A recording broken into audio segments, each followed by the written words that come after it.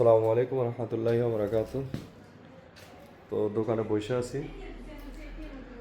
বসে থাকতে থাকতে একটা জিনিস খেয়াল করলাম, সেটা হচ্ছে ফেসবুক ঘাঁটতেছি, ঘাঁটতে ঘাঁটতে দেখলাম যে আমাদের স্যান্ডউইচ কি বলতাম না, বার্গার বাই তন্নি, উনি বলতেছে যে জামাতের নিবন্ধন বাতিল করার জন্য ওনার নাকি স্বাধীনতা হরণ হচ্ছে। আরে তোমার চেয়ে কত বড় বড় রাঘব বোয়ালরা জামাতের কিছু করতে পারে নাই, তুমি আসছো জামাতের নিবন্ধন বাতিল করার জন্য প্রধানমন্ত্রীর নিকট আবার চিঠি লিখছে।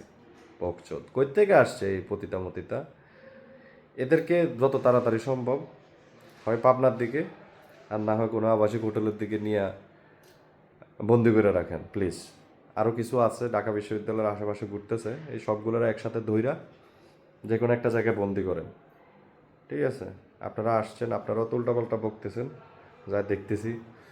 উল্টাপাল্টা বকতেছেন বলতে কি, কারো রক্তক্ষরণ হচ্ছে, কারো আবার সমঝোতার সহিত চান্দা নিচ্ছেন, এরপরে কেউ আবার বিসিবিতে কতক্ষণ পরে পরে ফোন দিচ্ছে।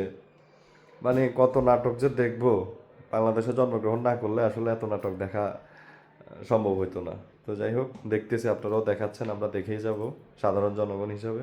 আর মন চাইলে কিছু বলবো, সেটা নিয়ে কেউ কিছু মনে করেন না।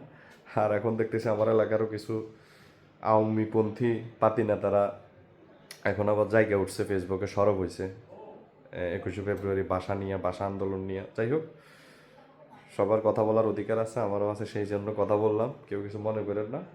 তো সবাই ভালো থাকবেন, সবার জন্য দোয়া রইল। ইনকেলাব জিন্দাবাদ।